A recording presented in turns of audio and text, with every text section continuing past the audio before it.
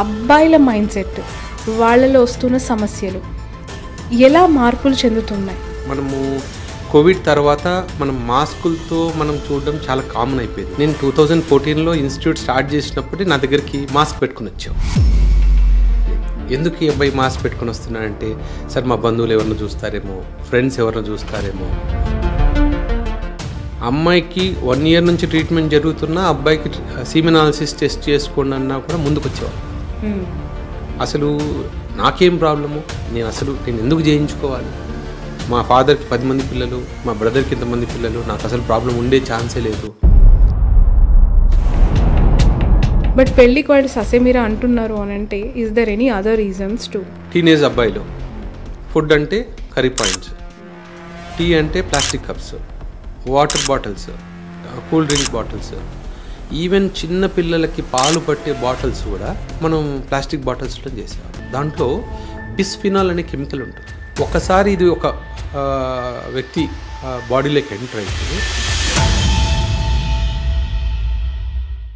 Hi, hello, నమస్తే, welcome to cube TV network.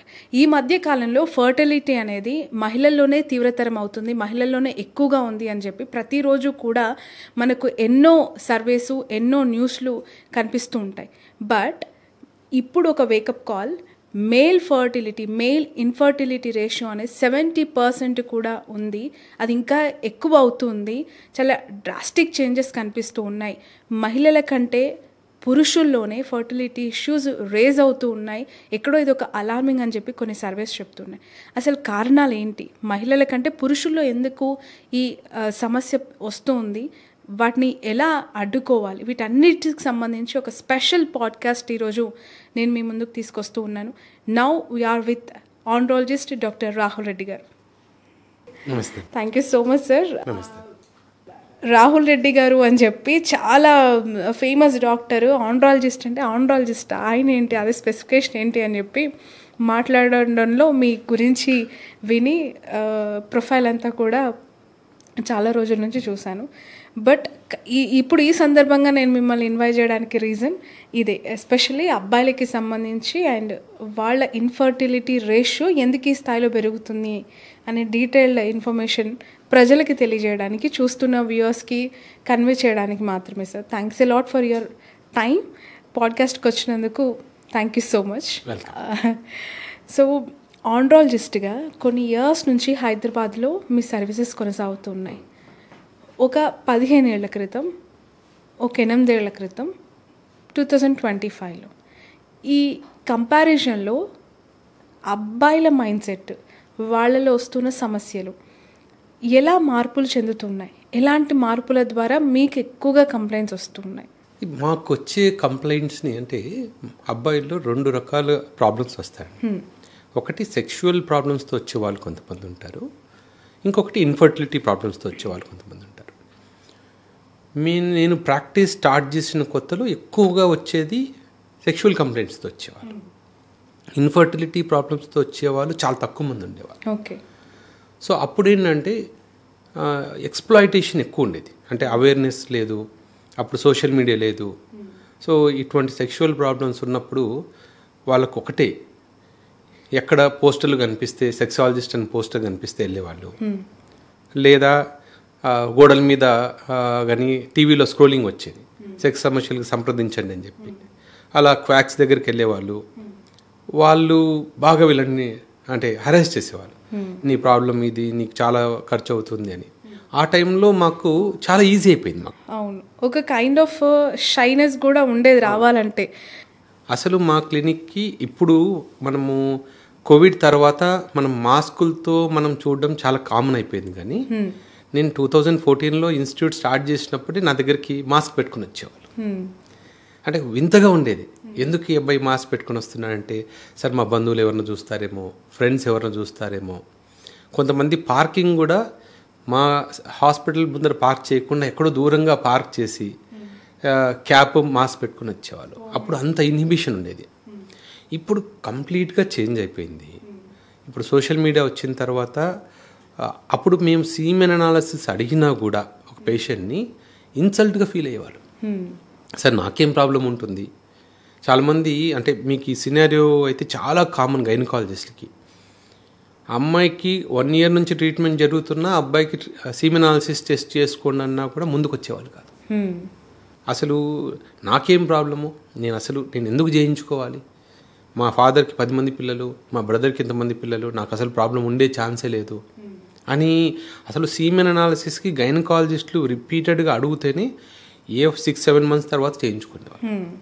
ఇప్పుడు నాకు తెలిసి అవేర్నెస్ టోటలీ డిఫరెంట్, చేంజ్ అయిపోయింది. ఇప్పుడు చాలామంది పెళ్ళి కాకముందే మా దగ్గరికి వస్తున్నారు. ఇప్పుడు మాకు ఇంకొక ఎక్స్ట్రీమ్ సిచ్యువేషన్లోకి వెళ్ళిపోతున్నాం. ఏంటంటే ఫస్ట్ది పెళ్ళి అంటే భయం. అసలు మీరు నమ్మరు, మాకు వచ్చే 40% పేషెంట్స్ క్లినిక్ వచ్చి ఓన్లీ డాక్టర్ నేను పెళ్ళికి పనికి వస్తానా లేదా ఇదే డౌట్తో మా దగ్గర. షాకింగ్ క్వశ్చన్ కదా ఇది. ఒక డాక్టర్ దగ్గరికి వచ్చి పెళ్ళికి పనికొస్తానా లేదా అంటే వాళ్ళ పర్సెప్షన్ ఏంటి అంటే పిల్లల కోసం నేను ఫిట్ అవుతానా లేదా అని. పిల్లల కోసం కాదు, it's about they are thinking too much about society. ఇప్పుడు ఒక ఊర్లో ఇప్పుడు ఈ మధ్యకాలంలో ఈ గొడవలు ఎక్కువైపోయాయి, వైఫ్ అండ్ హస్బెండ్ గొడవల తర్వాత. అంటే పెళ్ళి అయిపోతూనే అబ్బాయి ఇంపార్టెంట్ అని, సరిగా పర్ఫామ్ చేయట్లేదు, సెక్షువల్ ప్రాబ్లమ్స్ ఉన్నాయని, ఈ ప్రాబ్లమ్స్ మీద గొడవలు ఎక్కువైపోతున్నాయి. ఇంతకుముందు అమ్మాయిలు ఈ విషయం గురించి బయటికి చెప్పేవాళ్ళు కాదు. అంటే చాలామంది పెళ్ళయిన తర్వాత కూడా హస్బెండ్ చేసినా చేయకపోయినా ఈవెన్ పేరెంట్స్తో కూడా చెప్పేవాళ్ళు కాదు. సో అలా నడిచిపోయేది. ఇప్పుడు ఏంటంటే అవేర్నెస్ ఉంది. ఈవెన్ ఫీమేల్స్ కూడా చాలామంది వర్కింగ్ ఫీమేల్స్ ఉన్నారు, వాళ్ళ ఫ్రెండ్స్తో డిస్కస్ చేస్తున్నారు. సో సెక్షువల్ లైఫ్లో ఏదైనా తేడా వస్తే ఇమ్మీడియట్గా వాళ్ళ ఫ్రెండ్స్తో డిస్కస్ చేసి వాళ్ళతో ప్రాబ్లమ్స్ ఉన్నాయి అంటే వెంటనే పేరెంట్స్ చెప్తున్నారు. సో ఈ ప్రాబ్లం ఏంటంటే ఎప్పుడైతే వైఫ్ అండ్ హస్బెండ్ మధ్య ఈ ప్రాబ్లమ్స్ ఉన్నాయో మ్యారేజ్ అయిన తర్వాత ట్రీట్మెంట్ ఈజీ. ఇద్దరు వస్తారు, డాక్టర్ దగ్గరికి వస్తారు, ట్రీట్మెంట్ తీసేసుకుంటారు, వెళ్ళిపోతారు. ఎప్పుడైతే పెళ్ళైన తర్వాత అబ్బాయి ఆ షైగా ఫీల్ అయ్యి నేను డాక్టర్ దగ్గరికి ఎందుకు వెళ్ళాలి అని నెగ్లెక్ట్ చేస్తాడో, జనరల్గా అమ్మాయిలు కొన్ని మంత్స్ వరకు పేషెంట్గా ఉంటారు. సరే ఈరోజు కాకపోతే రేపు డాక్టర్ దగ్గరికి వెళ్తాడు, ట్రీట్మెంట్ చేయించుకుంటాడు. ఈ అబ్బాయిలకి ఏమవుతుంది తర్వాత, సరే ఎట్లాగో మా వైఫ్ నన్ను అడగట్లేదు కదా, సరే ఎందుకు ట్రీట్మెంట్ తీసుకోవాలి, తర్వాత చూద్దాం అని నెగ్లెక్ట్ చేస్తున్నారు. అది ఏదో ఒక టైంలో బబుల్ బస్ట్ అయ్యి అటు సైడ్ పేరెంట్స్కి తెలిసిపోవడము, ఇటు సైడ్ పేరెంట్స్ తెలిసిపోవడము, గొడవలు. ఈ గొడవ ఏమవుతుందంటే ఊరంతా స్ప్రెడ్ అవుతుంది. అలాంటిది ఒక్క ఊర్లో ఒక్క గొడవ జరిగితే అలాంటి ఫోబియా ఉన్నవాళ్ళు, అంటే నాకేదో సెక్షువల్గా ఏదో ప్రాబ్లం ఉంది అని ఫోబియా ఉన్నవాళ్ళు, ఎప్పుడు చేయకపోయినా కూడా ఎప్పుడు కలవకపోయినా కూడా ఆ ఫోబియా ఉన్న వాళ్ళకి అదొక నైట్ మేర్. సో వాళ్ళకు జీవితాంతం అదే గుర్తొస్తుంటుంది. ఇప్పుడు ఆ అబ్బాయి పొజిషన్లో వీళ్ళని ఊహించుకుంటుంటారు. సో రేపు నేను పెళ్ళైన తర్వాత ఏదైనా తేడా వస్తే నన్ను కూడా అబ్బాయిలాగా అందరూ ట్రీట్ చేస్తారు. సో కేవలం ఆ ఫోబియాతోనే మా దగ్గరికి డైలీ 10-15 పేషెంట్స్ వస్తారు. వాళ్ళు అడిగేది ఒకటే, డాక్టర్ నేను మా ఊర్లో ఇలాగైంది, సో ఇప్పుడు నేను పెళ్లి చేసుకుంటే ఏమండి. సో మేము అన్ని టెస్టులు చేసి బాబు నీకు ఏ ప్రాబ్లం లేదు, నువ్వు ధైర్యంగా నువ్వు పెళ్లి చేసుకోవచ్చు అని అష్యూరెన్స్ ఇచ్చిన తర్వాత కూడా మళ్ళీ 1 monthly వస్తారు. సో మేము చాలాసార్లు చెప్తాం, నువ్వు నా దగ్గరికి రావద్దు, నువ్వు పెళ్ళి ఫిక్స్ చేసుకొనిరా, కావాలంటే నేను ఏదన్నా నీకు మెడిసిన్స్ ఇస్తాను అన్నా కూడా మళ్ళీ నెక్స్ట్ మంత్ వస్తాడు. ఎందుకు అబ్బాయి వచ్చావు మళ్ళీ అంటే, సార్ మీ రూమ్లో ఉన్నంత వరకు కాన్ఫిడెన్స్ ఉంది, నేను బయటికి వెళ్ళగానే మళ్ళీ భయం స్టార్ట్ అయింది. సో పెళ్ళికి ఎస్ చెప్పాలంటే నాకు భయంగా ఉంది. ఇలా ఆలోచించే వాళ్ళు పెరిగిపోతున్నారు. ఇది ఒకటి రీజన్ అయి ఉంటుందా సార్, ఇంకేమైనా కారణాలు వాళ్ళలో ఉన్నాయంటారు? ఎందుకు అనంటే ఒక్కసారి కాదు 2-3 సార్లు వచ్చి ఆ భయాన్ని మీ ముందు ఎక్స్ప్రెస్ చేస్తున్నారు ఫ్రీగా, బట్ పెళ్ళికి వాళ్ళు ససేమిరా అంటున్నారు అని అంటే is there any other reasons to? అంటే మన కల్చర్కి వెస్ట్రన్ కల్చర్కి అదే డిఫరెన్స్. ఇప్పుడు వెస్ట్రన్ కల్చర్లో ఏంటంటే బయట ఎక్స్ట్రా మ్యారిటల్ కానీ పెళ్ళికి ముందు అఫేర్స్ కానీ చాలా కామన్. సో వాళ్ళకు ట్రై చేయడానికి, అసలు తను నార్మల్గా ఉన్నాడా లేదా అని ట్రై చేయడానికి వాళ్ళకి అక్కడ ఛాన్సెస్ ఎక్కువ. ఒక గర్ల్ ఫ్రెండ్తో ట్రై చేస్తాడు, కాకపోతే ఓకే ప్రాబ్లం ఉందని. ఇక్కడ ట్రై చేయడానికి వాళ్ళకి ధైర్యం సరిపోదు. సో ట్రై చేయకుండా కాన్ఫిడెన్స్ అనేది రాదు. సో నార్మల్గా మేము వాళ్ళకి ఇచ్చే సజెషన్ ఏంటంటే, నీకు భయంగా ఉంది, నువ్వు పెళ్లి చేసుకునే ముందు మా దగ్గరికి రా, నువ్వు పెళ్ళైన తర్వాత ఎటువంటి ప్రాబ్లం లేకుండా మేము చూస్తాం, నువ్వు ఫెయిల్ అవ్వకుండా మెడిసిన్స్ ఇస్తాము. సో ఆ తర్వాత వాళ్ళకు ఆ యాంగ్జైటీనే తగ్గిపోతుంది. కొద్దిసార్లు కలిసిన తర్వాత ఓకే నేను కూడా నార్మల్గా కలుస్తున్నాను, సో మా వైఫ్ కూడా ఎటువంటి డౌట్ రాదు అన్న తర్వాత ఆ ఫియర్ తగ్గిపోతుంది. ఇప్పుడు అది ఒక సైకిల్. సో ఈ అబ్బాయి కలవడానికి ఛాన్స్ లేదు, బయట ఎక్కడ కలవడానికి ఛాన్స్ లేదు, ఆ భయం పెరిగిపోతూనే ఉంటుంది. ఆ భయము చుట్టుపక్కల ఉన్న ఎన్విరాన్మెంట్తో వాళ్ళు పెళ్ళికి అలా దూరంగా జరిగిపోతున్నారు. నెక్స్ట్ మీరు నమ్మరు, నెక్స్ట్ జనరేషన్లో పెళ్ళి చేసుకోకుండా మిగిలిపోయే అబ్బాయిలు చాలామంది ఉంటారు. నెక్స్ట్ 10 years తర్వాత చూడండి అసలు అంటే బేసిక్గా ఈ రీజన్ వల్లే కాదు, ఇంకో రీజన్ కూడా ఉంది. Hypo active sexual Dzire disorder అంటాం. అంటే బేసిక్గానే మగవాళ్ళలో అంటే అబ్బాయిల్లో సెక్స్ మీద అంటే ఇంట్రెస్ట్ కానీ కోరికలు కానీ తక్కువ ఉంటాయి. అంటే బై బర్త్ వాళ్ళకి సెక్స్ అంటే ఇంట్రెస్టే ఉండట్లేదు. అలాంటివి అయితే మేము డైలీ అట్లీస్ట్ ఇంకో 5-6 పేషెంట్ చూస్తున్నాం. అంటే బేసిక్గా వాళ్ళకి ఏ లోపం లేదు, మిగతా అన్నీ బాగున్నాయి. ఓన్లీ థింగ్ వాళ్ళ బ్రెయిన్లో దానికి సంబంధించిన డిజైర్ సెంటర్ కనిపించట్లేదు, ఉండదు. సో సమ్ టైమ్స్ సైకలాజికల్గా మేము కౌన్సిల్ చేస్తాం, కానీ కొన్నిసార్లు అదే నార్మల్. వాళ్ళకి ఎంత మెడికేషన్స్ ఇచ్చినా కూడా మనం ఏదైనా పేషెంట్ నా దగ్గరకు వచ్చి డాక్టర్ నాకు ఈ ప్రాబ్లం ఉంది, నాకు ఏదైనా అంగస్తంభన ప్రాబ్లం ఉంది, ఎరెక్టైల్ డిస్ఫంక్షన్ ఉంది, ప్రీమెచ్యూర్ ఎజాక్యులేషన్ ఉంది అంటే ట్రీట్ చేయగలుగుతాను. కానీ డాక్టర్ నాకు అసలు డిజైరే రావట్లేదు, నాకు ఒక అమ్మాయిని చూస్తే కలవాలి అన్న డిజైరే రావట్లేదు అన్న పేషెంట్ వచ్చినప్పుడు మ్యాక్సిమం మేము చేయగలిగింది హార్మోన్స్ బాగున్నాయలే చూస్తాం. ఒకవేళ హార్మోన్స్లో లోపం ఉంటే మనం కరెక్షన్ చేయొచ్చు. హార్మోన్స్లో లోపం లేకుండా ప్రాబ్లం ఏం లేదనుకోండి, ఏ డాక్టర్ ఏం చేయలేరు. ఎందుకంటే మూడ్ పెరగడానికి మందులు మనం ఎన్ని రోజులను ఇవ్వగలుగుతాం. కొంతమందికి సైకలాజికల్గా అసలు డిజైర్ లేనప్పుడు, అంటే సింపుల్ ఎగ్జాంపుల్, ఇప్పుడు నాకు రెడ్ కలర్ ఇష్టం అనుకోండి, రెడ్ కలర్ ఇష్టం లేదు, బ్లాక్ కలర్ ఇష్టం ఉండేట్లు నాకు ఎవరు మెడిసిన్స్ ఇవ్వలేరు. అది నా బ్రెయిన్లో నాకు అట్లా ఫిక్స్ అయిపోయింది. ఈ డిజైర్ అనేది కూడా అలాంటిదే. సో అలాంటి వాళ్ళు పెరిగిపోతున్నారు. సో ఇవన్నిటికీ రీజన్స్ ఏంటి అని మనం ఇప్పుడు ఆలోచిస్తే బేసిక్గా మనకు తెలియకుండానే లాస్ట్ ఒక 10 to 15 yearsలో మనకు జరగాల్సిన డ్యామేజ్ జరిగిపోయింది. మెయిన్ రీజన్ అంటే మీరు అన్నారు కదా, ఇన్ఫర్టిలిటీ పెరిగిపోతుంది, స్పెర్మ్ కౌంట్స్ తగ్గిపోతున్నాయి. ఎందుకు తగ్గిపోతున్నాయి అంటే మెయిన్లీ మనం అనుకుంటాం అలవాట్లు, నిద్రపోవట్లేదు, ఎక్సర్సైజ్ చేయట్లేదు, స్మోకింగ్, ఆల్కహాల్, ఇవన్నీ మనం ఆలోచించేది. ఇవన్నీ ఓన్లీ 10 to 20% పీపుల్లోనే. ఈ మిగతా డ్యామేజ్ అవ్వడానికి మెయిన్ రీజన్ మైక్రోప్లాస్టిక్స్. మనకు తెలియకుండానే మీరు ఒక 10-15 years వెనక్కి చూస్తే ఎప్పుడైతే ప్లాస్టిక్ మనకు లైఫ్లో ఎంటర్ అయిందో, సో టీనేజ్ అబ్బాయిలు ఫుడ్ అంటే కర్రీ పాయింట్స్, టీ అంటే plastic cups, water bottles, cool drink bottles, even చిన్న పిల్లలకి పాలు పట్టే బాటిల్స్ కూడా మనం ప్లాస్టిక్ బాటిల్స్లో చేసేవాళ్ళం.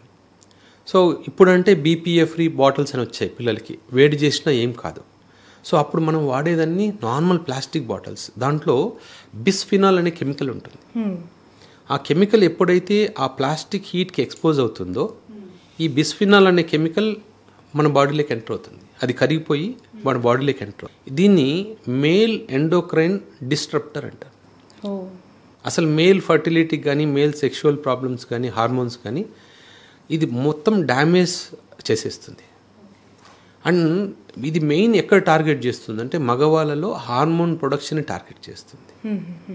ఇంకొక డేంజరస్ ఇష్యూ ఏంటంటే దీంట్లో ఒక్కసారి ఇది ఒక వ్యక్తి బాడీలోకి ఎంటర్ అయితే ఇది జీన్స్లోకి ఎంటర్ అవుతుంది, క్రోమోజోమ్స్లోకి. Up to 3 generations it will travel. Oh my god, very shocking news ఇది. ఇది యాక్చువల్గా మాకు కూడా షాకింగ్ న్యూస్. అంటే ఇప్పుడు ఇవన్నీ లాస్ట్ 4-5 years నుంచి ఇవన్నీ ఆలోచించే వాళ్ళకి అసలు ప్లాస్టిక్ వాడకం వల్ల ఎంత ఇబ్బంది ఉండబోతోంది, ఇన్ని అనర్థాలు మన బాడీలోకి వస్తున్నాయి అనేది కనీసం ఊహకు కూడా అందదు ఈ విషయాలు. ఎవరో రోజు పేపర్లో చెప్తే ప్లాస్టిక్ వల్ల ప్లాస్టిక్ కరగదు, పొల్యూషన్ అవుతుంది అంటే మనం పట్టించుకోలేదు.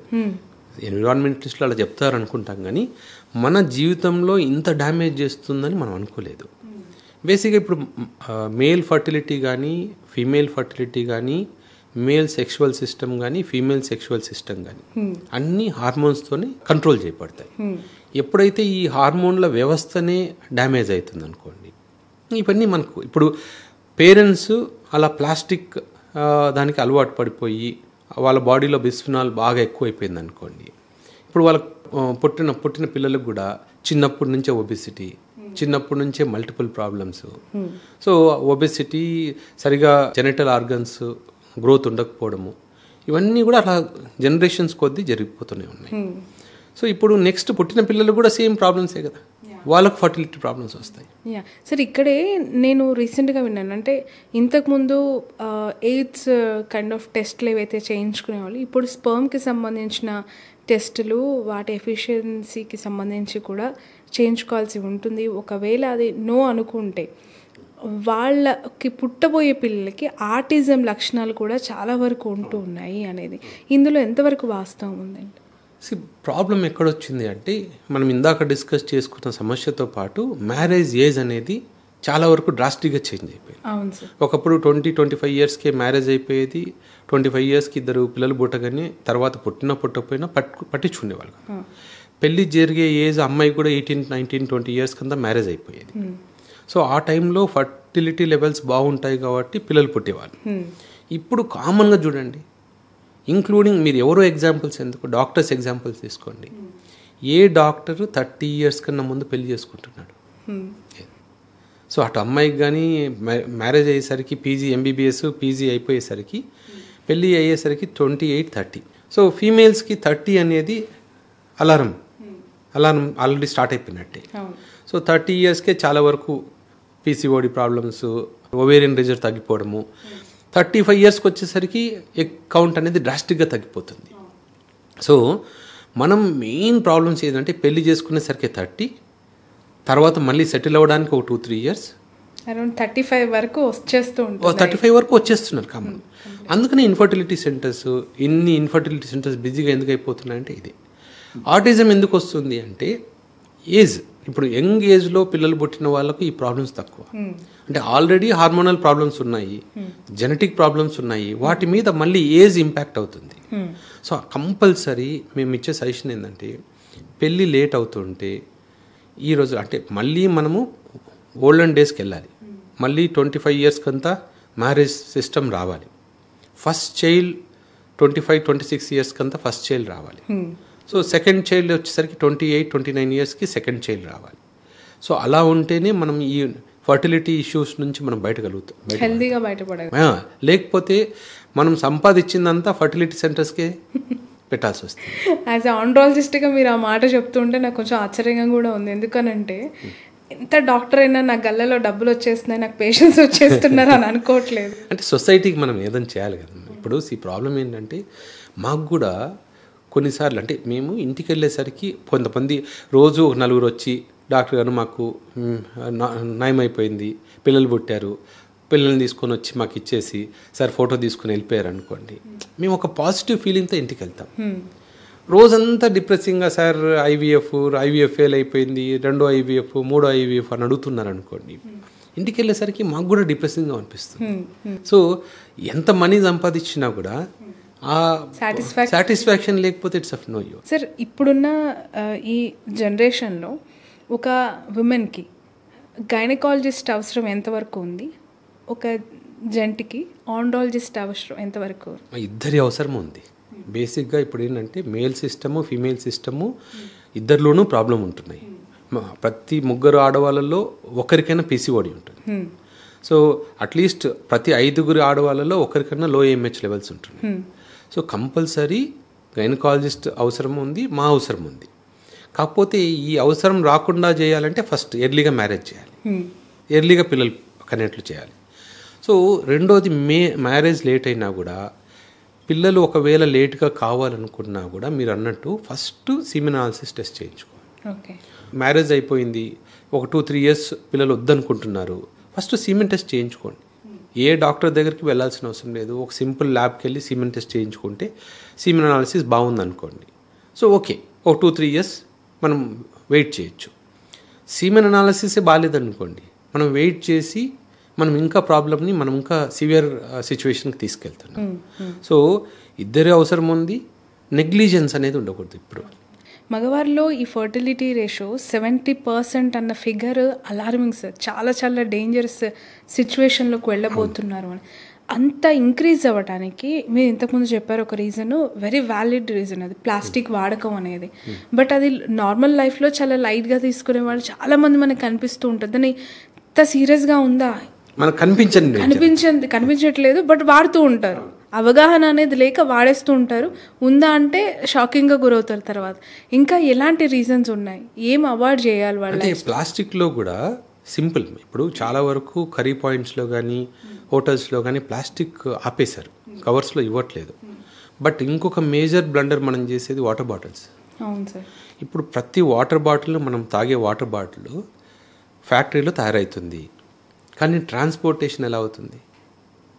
మెజారిటీ టైమ్స్ ట్రక్స్లో ట్రాన్స్పోర్ట్ అవుతుంది. అవన్నీ ఓపెన్ ట్రక్సే. మీరు ఎప్పుడైనా చూడండి, కూల్ డ్రింక్ బాటిల్స్ కానివ్వండి, వాటర్ బాటిల్స్ తీసుకెళ్లే ట్రక్స్కి ఎక్కడ పైన కవర్ కూడా ఉండదు. సో అవన్నీ ఎండకి ఎక్స్పోజ్ అవుతూనే ఉన్నాయి. అవి మనకు తెలియట్లేదు, అవన్నీ మనకు మాస్క్ అయిపోతున్నాయి. మనం ఓన్లీ చూసేది ఏంటంటే, మనం షాప్కి వెళ్ళామా, ఫ్రిడ్జ్లోంచి బాటిల్ తీసుకున్నామా, తాగుతున్నాం. సో ఈ పెట్ బాటిల్స్లో ఎప్పుడైతే ఇవి సడన్కి ఎక్స్పోజ్ అయ్యో మనకు తెలియదు. ఇవి కాకుండా మనకు మేల్ ఫర్టిలిటీకి అంటే ఇన్ఫర్టిలిటీకి రీజన్స్ ఏంటి అంటే, ఒకటి హార్మోనల్ ఇంబ్యాలెన్స్. హార్మోనల్ ఇంబ్యాలెన్స్కి అదర్ రీజన్స్ ఏంటి అంటే, ఎక్సర్సైజ్ లేకపోవడము, సెడెంటరీ లైఫ్ స్టైల్ అంటే ఎక్కువసేపు కూర్చోవడము. థర్డ్ రీజన్ ఏంటంటే నిద్ర లేకపోవడం. ఇప్పుడు డైలీ మనకు 7 to 8 hours స్లీప్ చాలా ఇంపార్టెంట్.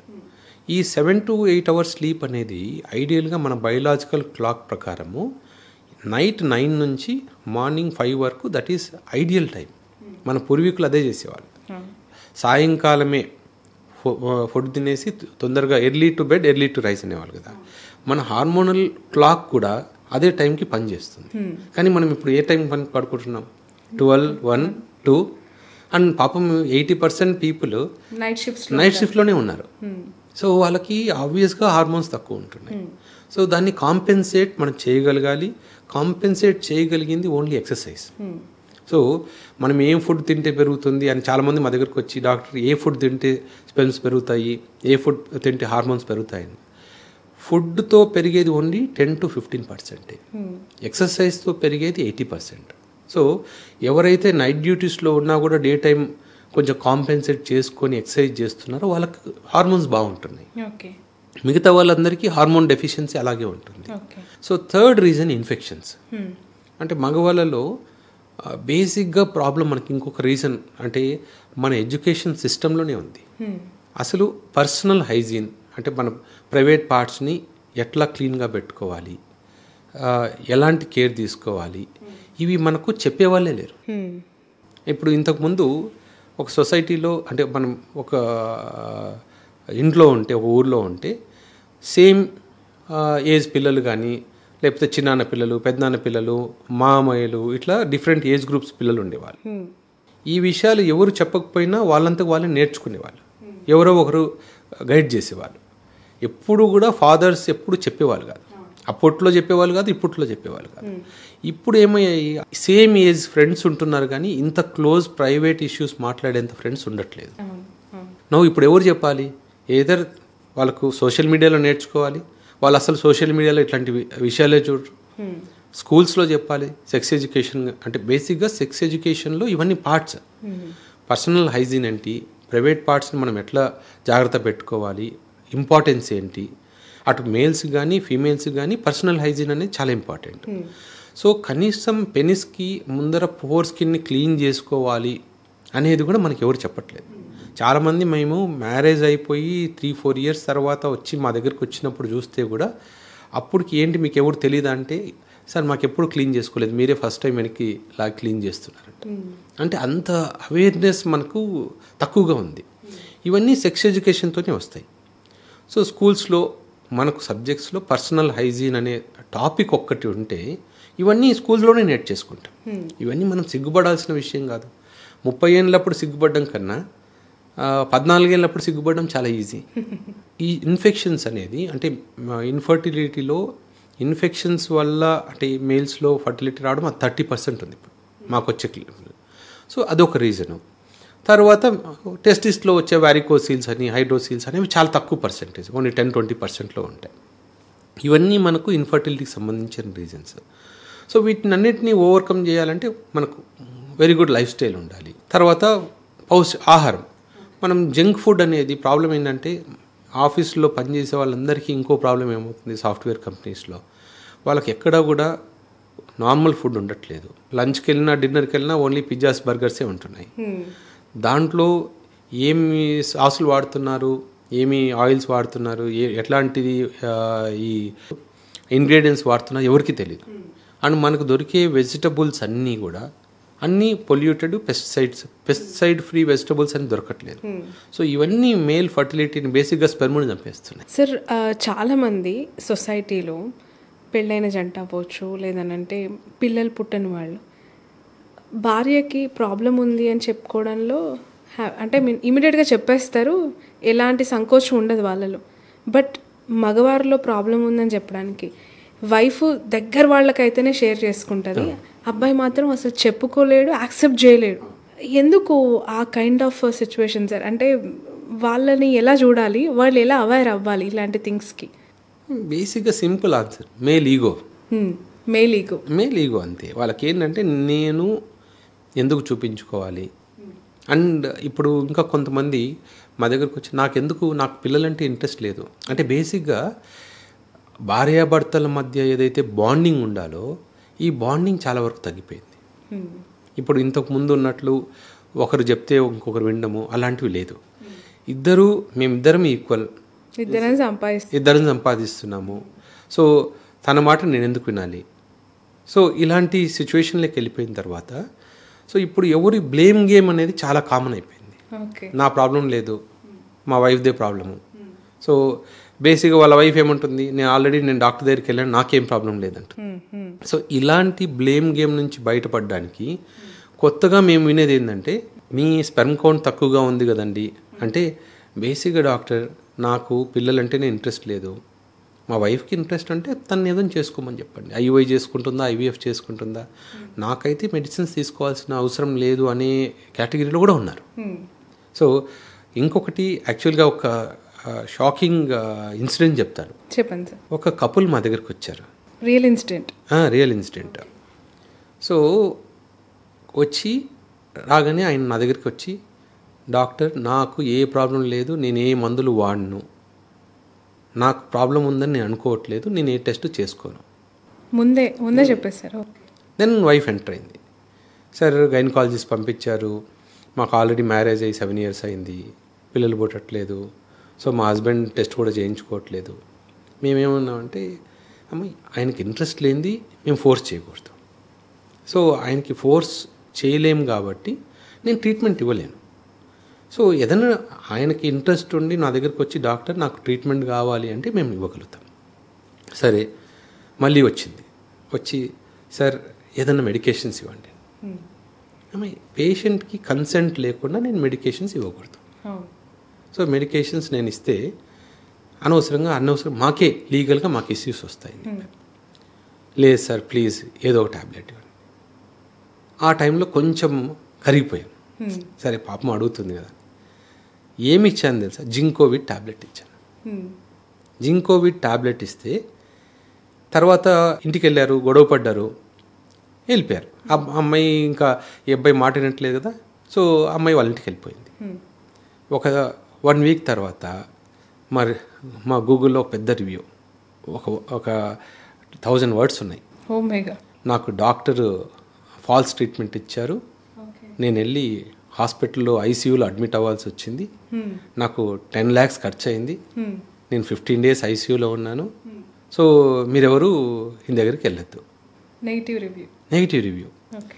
నేను ఇమ్మీడియట్గా ఫోన్ చేశాను, మాకు ఇచ్చిన ఫోన్ నెంబర్ వైఫ్ది. సార్ ఆయన ఎప్పుడు కొన్నాడు సార్, ట్యాబ్లెట్లు కొనలేదు, ఏం లేదు, నేను ఆ రోజు గొడవ అయిపోయింది, నేను వచ్చేసాను. సో ఇప్పుడు గ్రడ్జ్ ఎవరి మీద? భార్య మీద చూపించాల్సిన గ్రడ్జ్ మా మీద చూపించారు. కోపం అక్కడ ఉంది. సో మేము ఫోన్ చేయించాం, ఏమైంది అసలు, మీరు మందులు వాడారా, ఏ మందులు వాడారు, ఏ హాస్పిటల్లో వెళ్ళారు, అంతే ఫోన్ కట్ చేశారు. అంటే బేసిక్గా ఏమవుతుందంటే అది కూడా మాకు డబుల్ ఎడ్జ్డ్ స్వాడ్ లాగా అయిపోతుంది. ఎవరినైనా మీరు మెడికేషన్స్ తీసుకోండి అని చెప్పే ధైర్యం కూడా చేయలేకపోతున్నాం పేషెంట్కి. ఎందుకంటే అలాంటి ఈగో ఉన్న వాళ్ళని వైఫ్ ఏం చేయలేదు, మేమేం చేయలేదు. ఇంకో కొన్ని సిచ్యువేషన్స్లో చాలామంది మా దగ్గరికి వైఫ్స్ వచ్చి రాగానే మా హస్బెండ్కి సిగరెట్ మానిపించండి సార్, మీరు చెప్పండి వింటారు. ఆల్కహాల్ తీసుకుంటున్నారు, మీరు చెప్పండి వింటారు. మనము చెప్పడానికి మనం టీచర్స్ కాదు, డాక్టర్స్. ఏంటంటే ఓన్లీ అడ్వైజ్ ఇవ్వగలుగుతాం. మీరు స్మోకింగ్ చేయకూడదు, ఆల్కహాల్ తీసుకోకూడదు అని చెప్పగలుగుతాం. మనం ఎప్పుడైనా వైఫ్ మాటని ఇన్సిస్ట్ చేసామనుకోండి, అది కంపల్సరీ బ్యాక్ ఫైర్ అవుతుంది. సో డాక్టర్స్ కూడా మీరేం చెప్పేది, మా ఫ్రెండ్స్ చాలామంది రోజు తాగే వాళ్ళు ఉన్నారు, రోజు 20 సిగరెట్ తాగుతున్నాడు కానీ పిల్లలు ఉన్నారు కదా, మీరు నాకెందుకు సజెషన్ ఇస్తున్నారు అనే వాళ్ళు కూడా ఉన్నారు. అంటే ఆ సిచ్యువేషన్లో ఇప్పుడు మేము ప్రాక్టీస్లో కూడా పేషెంట్ని బట్టి మేము వెళ్ళాల్సిన పరిస్థితి వస్తుంది. ఇంతకుముందు ఏంటంటే డాక్టర్ చెప్పినట్లు పేషెంట్స్ అనేవాళ్ళు, ఇప్పుడు పేషెంట్ మెంటాలిటీని బట్టి మేము ట్రీట్మెంట్ ఇవ్వాల్సి వస్తుంది. రైట్ సార్, ఈ టాపిక్ వచ్చింది కాబట్టి అడుగుతున్నాను. ఒక వ్యక్తి ఇప్పుడు అమ్మాయిలు అబ్బాయిలు కామన్గా తాగేస్తున్నారులేండి, డబ్బాలు ఒడగొట్టేస్తున్నారు ఐటీ సెక్టర్ దగ్గరకు వెళ్తే, అది వేరే విషయం. అసలు సిగరెట్లు ఎన్ని కాల్చాలి, అసలు కాల్చకూడదు ఓకే. కొంతమందికి నాకు సిగరెట్ తాగకపోతే మైండ్ పనిచేయదు, సిగరెట్ తాగలేకపోతే నాకు నాలుకంతా ఏదో అయిపోయినట్టు ఉంటుంది, అడిక్షన్, ఈ కైండ్ ఆఫ్ మాటలు వింటూ ఉంటాం. ఎన్ని తాగొచ్చు ఒకవేళ తాగితే? నిజంగానే వాళ్ళు టైంపాస్ అనుకోవచ్చు, వాళ్ళ మైండ్ మళ్ళీ యాక్టివ్ అవ్వడానికి అవ్వచ్చు. బీరో వైన్ ఏదైనా తీసుకోవాలని ఎన్ని గ్లాసెస్, ఎంత ఎంఎల్ తీసుకోవాలి? గుడ్ సజెషన్ అంటే పూర్తిగా అవాయిడ్ చేయమని చెప్పకుండా ఉండాలి, తాగొచ్చు ఎంత లిమిట్లో తాగొచ్చు అనే వారికి. ఇప్పుడు మనకున్న అలవాట్లలో 3 ఉన్నాయి. స్మోకింగ్, తర్వాత డైరెక్ట్ టొబాకో అంటే గుట్కాలు ఇవి తీసుకుంటారు కదా, తర్వాత ఆల్కహాల్. సో ఈ మూడిట్లో అన్నిటికన్నా most dangerous is tobacco, direct chewing, gutka లాంటిది. So more carcinogenic. సో అసలు సజెస్ట్ కూడా ఏ డాక్టర్ కూడా ప్రపంచంలో, అది అందుకే గవర్నమెంట్ కూడా బ్యాన్ చేసేసింది. సో గుట్కా లాంటివి అసలు టోటలీ తీసుకోవద్దు. తర్వాత second dangerous is smoking. So smoking వల్ల మనకు షార్ట్ టర్మ్ కాజెస్ కన్నా లాంగ్ టర్మ్ డ్యామేజెస్ చాలా ఎక్కువ ఉన్నాయి. ఇది మగవాళ్ళలో ఏం చేస్తుంది అంటే టెస్టిస్లో స్పెర్మ్ ప్రొడ్యూసింగ్ టిష్యూని, తర్వాత హార్మోన్ ప్రొడ్యూసింగ్ టిష్యూనే డ్యామేజ్ చేస్తుంది. తాగే కొద్దీ ఆ డ్యామేజ్ అవుతూనే ఉంటుంది. అందుకనే క్రానిక్ స్మోకర్స్లో ఎప్పుడు లో టెస్టోస్టెరాన్, వాళ్ళ స్పెర్మ్ కౌంట్ కూడా లో ఉంటుంది. సో స్మోకింగ్ అనేది ఏ డాక్టర్ కూడా సజెస్ట్ కూడా చేయరు. అది ఒక్క సిగరెట్ అయినా 10 సిగరెట్స్ అయినా. డబ్బాలు కాల్చేవాళ్ళు మెల్లమెల్లగా తగ్గించుకొని 5 తాగేవాళ్ళు 3, 2, 1, 0 అది కూడా కాదు. ఇప్పుడు బేసిక్గా ఒకప్పుడు మనకు అదర్ ఆల్టర్నేటివ్స్ లేవు. ఇప్పుడు స్మోకింగ్ చేసే వాళ్ళకి మెయిన్ ఏంటి, వాళ్ళకి ఆ ఫీల్ కావాలి, లేకపోతే ఉండలేరు, అడిక్షన్. ఇప్పుడు ఆ అడిక్షన్ అనేది దేనివల్ల వస్తుంది? నికోటిన్ వల్ల వస్తుంది. ఇప్పుడు మనకు నికోటిన్ చూయింగ్ గమ్స్ వచ్చాయి, ప్యాచెస్ వచ్చాయి. అంటే ఇప్పుడు సిగరెట్ అంటే nicotine plus hundreds of toxins. So మనము అట్లీస్ట్ ఆ టాక్సిన్స్ని తీసేసి ఓన్లీ నికోటిన్ తీసుకోవడానికి మనకు ప్యాచ్లు వచ్చాయి, చూయింగ్ గమ్స్ వచ్చాయి. ఇప్పుడు ఎప్పుడైతే మామూలు సైకియాట్రిస్ట్ కానీ ఫిజిషియన్స్ కానీ కన్సల్ట్ చేస్తే చూయింగ్ గమ్స్ ఇస్తారు. ఎప్పుడైతే వాళ్ళకు స్మోకింగ్ చేయాలి అనిపించినప్పుడు ఆ చూయింగ్ గమ్ తీసుకుంటే సేమ్ కిక్ వస్తుంది. వాళ్ళకి స్మోకింగ్లో ఏ కిక్ అయితే వస్తుందో ఇక్కడ కూడా అదే కిక్ వస్తుంది. ఈ ప్యాచ్లో కూడా అంతే. మనకు డైలీ 18 సిగరెట్స్ తీసుకుంటున్నారు, దాన్ని చూసుకుంటే దానికి తగ్గట్టు అంటే డైలీ 10 సిగరెట్స్ తీసుకుంటున్నారా, లెస్ దెన్ 10 మోర్ దెన్ 10 అనే దాన్ని బట్టి ప్యాచ్ ఇస్తారు. ఆ ప్యాచ్ అంటించేసుకుంటే రోజంతా నికోటిన్ స్లోగా రిలీజ్ చేస్తూనే ఉంటుంది. ఓకే, వాళ్ళకి ఆ క్రేవింగ్ తగ్గిపోతుంది. బట్ ప్రాబ్లం ఏంటంటే అసలు ఇవి ఉన్నప్పుడు ఎందుకు ట్రై చేయకూడదు? ఆ అడిక్షన్ నుంచి బయటికి రావాలి అని వాళ్ళకు ఉండాలి, కానీ ఉంటే చాలా ఈజీ. సో కంప్లీట్గా మానేయమని అడగట్లేదు, you go for some other way. But alcohol అనేది social drinking is permissible. So అకేషనల్గా once in a while, once in 2 weeks, once in a month ఏదో పార్టీకి వెళ్ళారు, ఒక 2-3 పెగ్స్ తీసుకున్నారంటే ఇట్స్ ఓకే. దానివల్ల లాంగ్ టర్మ్ ఎఫెక్ట్స్ ఉండవు.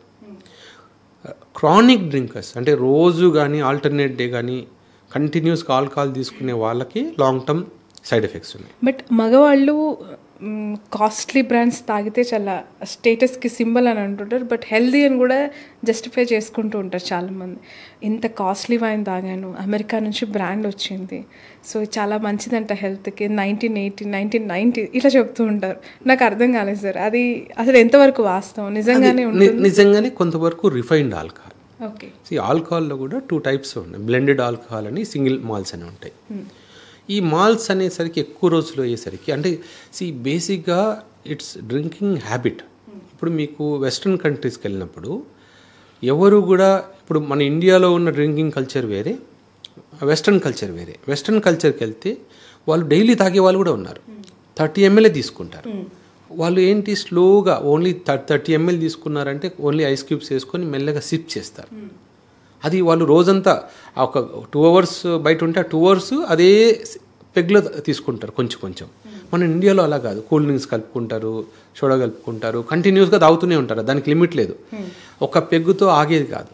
అండ్ ఫ్రెండ్స్ కూడా ఆగరు, నువ్వేంటి ఇంకా తాగట్లేదు అంటే ఒక పెగ్గుతో ఆపేసేవాడిని కూడా 4 పెగ్గులు తాగేలాగా చేస్తారు. అది డేంజరస్. సో బేసిక్గా మనం ఎటువంటి బ్రాండ్స్ అంటే మనం ఎక్కువ కాస్ట్లీ బ్రాండ్స్ తీసుకునేసరికి they are more refined. Liver మీద కొంచెం లోడ్ తక్కువగా ఉంటుంది, బట్ లిమిటెడ్ క్వాంటిటీలో తీసుకుని ఏదైనా సరే 30 ml 60 mlకి ఆపేయగలిగితే anything is okay. Liquor quality తగ్గేసరికి అంటే డిస్టిలరీలో దాని టాక్సిక్ మెటీరియల్స్ అన్నీ తగ్గే కొద్దీ అది ప్యూరిఫైడ్ అంటే హైలీ ప్యూరిఫైడ్ అంటాం. సో అది బెటర్. ఓకే. ఈ మేల్ ఫర్టిలిటీ అనేది ఏ ఏజ్ గ్రూప్ నుంచి స్టార్ట్ అవుతుంది సార్? ఎప్పుడు వాళ్ళకి అలర్ట్ అనేది పెట్టుకోవాలి? అంటే నార్మల్గా 16-17 yearsకే స్పెర్మ్ ప్రొడక్షన్ స్టార్ట్ అయిపోతుంది. ఓకే. కొంతమందికి కొంచెం ముందు స్టార్ట్ అవ్వచ్చు, అంటే టీనేజ్ నుంచి, కొంతమందికి లేట్గానే స్టార్ట్ అవ్వచ్చు. బట్ పీక్ స్టేజెస్లో ఎప్పుడు ఉంటుందంటే 20 to 30 years టైంలో పీక్ స్టేజెస్లో ఉంటుంది స్పెర్మ్ ప్రొడక్షన్ అనేది. సో 30 years తర్వాత నుంచి కొంచెం అంటే స్పెర్మ్ కౌంట్స్ తగ్గడం మొదలుపెట్టి 55, 60, 65 years వరకు కూడా బాగున్న వాళ్ళు కూడా ఉంటారు. అంటే మాకు చాలామంది ఇండియన్ పేషెంట్స్ వస్తారు, ఆఫ్రికన్ పేషెంట్స్ వస్తారు. ఇండియన్ పేషెంట్స్కి అంటే అది జెనెటిక్గానే ఇండియన్ పేషెంట్స్కి 45-50లోనే చాలామందికి స్పెర్మ్ కౌంట్ తగ్గిపోతుంది. మాకు ఆఫ్రికన్ పేషెంట్స్ ఏంటంటే వాళ్ళకి మ్యారేజ్ ఏజ్ గ్రూప్ అనేది లేదు, వాళ్ళకి అమ్మాయిలు ఎక్కువ అబ్బాయిలు తక్కువ. సో వాళ్ళు ఏంటంటే మల్టిపుల్ మ్యారేజెస్, ఏ ఏజ్లో అయినా వాళ్ళు లీగల్గా మళ్ళీ మ్యారేజ్ చేసుకుంటుంటారు, డైవర్స్ చేసుకుంటుంటారు. మేము 70, 75 years 80 years కూడా వస్తారు కొంతమంది. Oh my god. వచ్చి సో కొన్నిసార్లు వాళ్ళు అడిగేదే మమ్మల్ని, డాక్టర్ నాకు పిల్లలతో ప్రాబ్లం లేదు, నాకు చాలామంది ఉన్నారు, నాకు ఓన్లీ సెక్షువల్ ప్రాబ్లమ్స్ ఉన్నాయి, దానికి మందులు ఇవ్వండి అనే వాళ్ళు కూడా ఉంటారు. సో అది ప్రాబబ్లీ వాళ్ళ జెనెటిక్స్ అవి వేరే. సో మన ఇండియన్ సినారియోకి వచ్చేసరికి 45-50 yearsకి వచ్చేసరికి చాలా వరకు స్పెర్మ్ క్వాలిటీ తగ్గిపోతుంది, ప్రొడక్షన్ కూడా తగ్గిపోతుంది, క్వాలిటీ కూడా తగ్గిపోతుంది. సో ఇప్పుడు చాలామంది టెకీస్ ఉన్నారు, software employees work from home చేస్తూ ఉన్నారు. మనం రోజు వాడే ఈ సెల్ ఫోన్ చాలామంది ఇలా జేబులో పెట్టుకుంటారు, లేదంటే కింద పాకెట్లో పెట్టుకుంటారు, చేతి ముందు ల్యాప్టాప్, ఆల్వేస్ దిల్ బ్రౌజ్. అవి ఆటం బాంబులు అనే విషయం చాలామందికి అర్థం కాదు. దానివల్ల పడుతున్న ఇబ్బందులు వాళ్ళకి ఇప్పటికీ తెలియకపోయినా లాంగ్ టర్మ్లో వాళ్ళు తెలుసుకునే స్టేజ్కి అంతా అయిపోతుంది. సో ఎంత అలర్ట్గా ఉండాలి వీటి విషయాలు? అంటే ఒకప్పుడు ఈ ప్రాబ్లమ్స్ ఉండేది. యాక్చువల్లీ మీరు అన్నట్లు మొబైల్ ఫోన్స్కి రేడియేషన్ లెవెల్స్ చాలా హై ఉండేవి. ఇప్పుడు ప్రతి మొబైల్ ఫోన్కి సార్ వాల్యూ అని ఉంటుంది. సో ఇప్పుడు వచ్చే మొబైల్స్ అన్నీ చాలా వరకు సేఫ్. సో ఒకప్పుడు 10 years బ్యాక్ ఎప్పుడైతే మొబైల్ ఫోన్స్ వచ్చాయో అప్పుడుతో ఇప్పుడు చూసుకుంటే అప్పుడున్న స్మార్ట్ ఫోన్స్కి ఇప్పుడున్న స్మార్ట్ ఫోన్స్కి చాలా డిఫరెన్స్ ఉంది. సో అప్పుడు ఏంటంటే కార్డియాలజిస్టులు ఏమో షర్ట్ పాకెట్లో పెట్టుకోవద్దని అనేవాళ్ళు, ఆండ్రాలజిస్టులు ఏమో ప్యాంట్ పాకెట్లో పెట్టుకోవద్దని అనేవాళ్ళు. ఇప్పుడు జనరల్లీ ఏమి కాదు, most of the mobiles are safe. అంటే మనకు చుట్టూ ఉన్న రేడియేషన్తో పోలిస్తే మన మొబైల్ నుంచి వచ్చే రేడియేషన్ నథింగ్, చాలా తక్కువ. ఇప్పుడు మనం సిటీలోనే ఉన్నాం అనుకోండి, మనం చుట్టూ తిరుగుతుంటే ఎన్ని మొబైల్ టవర్స్ ఉన్నాయి, వాటి నుంచి వచ్చే రేడియేషన్సే చాలా ఎక్కువ. మనం ఇప్పుడు మన బిల్డింగ్ పైన లేకపోయినా మన పక్క బిల్డింగ్ పైన ఆ పక్క బిల్డింగ్ పైన ఉన్నా కూడా మనం హై రేడియేషన్ జోన్లో ఉన్నట్టే. కాకపోతే మొబైల్ ఫోన్కి వచ్చేసరికి అవసరం ఉన్నంత వరకు పాకెట్లో ఉండి జర్నీ చేసేటప్పుడు, ఆఫీస్కి వెళ్ళగానే లేకపోతే ఇంటికి వెళ్ళగానే దూరం టేబుల్ మీద పెట్టేసి వాడుకోవాలి. కానీ ఇప్పుడు కొంచెం బ్లూటూత్ ఇయర్ ఫోన్స్ ఇవన్నీ వచ్చాయి కాబట్టి వాటిలో కూడా రేడియేషన్ ఉంటుంది. చాలామంది వాటిని వాడుతున్నారు కాబట్టి మొబైల్ ఫోన్ నుంచి వచ్చే డ్యామేజ్ చాలా వరకు తగ్గిపోయింది. బట్ ల్యాప్టాప్స్ మీదకి వచ్చేసరికి చాలా వరకు అవేర్నెస్ వచ్చేసింది. ల్యాప్టాప్ థై మీద పెట్టుకుంటే ఆ హీట్ వల్ల టెస్టెస్ డ్యామేజ్ అవుతాయి అనేది బాగా వైరల్ అయిపోయింది. సో అందుకని ఇప్పుడు చాలామంది ఏదైనా ప్లాంక్ పెట్టుకుని వాడడము లేదా టేబుల్ మీద పెట్టుకుని వాడడము, మాకు పేషెంట్స్ రాగానే చెప్తున్నాను నేను ఎప్పుడు వాడినా సార్ నాకు అవేర్నెస్ ఉంది అంటే బేసిక్గా ఆ లెవెల్కి రీచ్ అయిపోయింది. సార్ ఈ మధ్య కాలంలో లాస్ ఏంజల్స్లో జరిగిన ఒక రేస్ ప్రపంచవ్యాప్తంగా చాలామందికి షాక్కి గురి చేసింది. మీకు తెలిసే ఉంటుంది, ఈ కార్ రేస్ చూసాం, car racing, bike racing horse riding but sperm racing అనేది ఇప్పటివరకు మనం ఎప్పుడు వినలేదు, చూడలేదు. లాస్ ఏంజల్స్లో జరిగిన ఈ స్పర్మ్ రేస్ అనేది ఎందుకు చేయాల్సి వచ్చింది, దాని పర్పస్ ఏంటి, ఇంటెన్షన్స్ ఏంటి? బేసిక్గా మేల్ ఫర్టిలిటీ గురించి అవేర్నెస్ తీసుకున్నాడు మేము. బేసిక్గా రేస్ అంటే మనం స్పెర్మ్ని మనం కంట్రోల్ చేయలేం.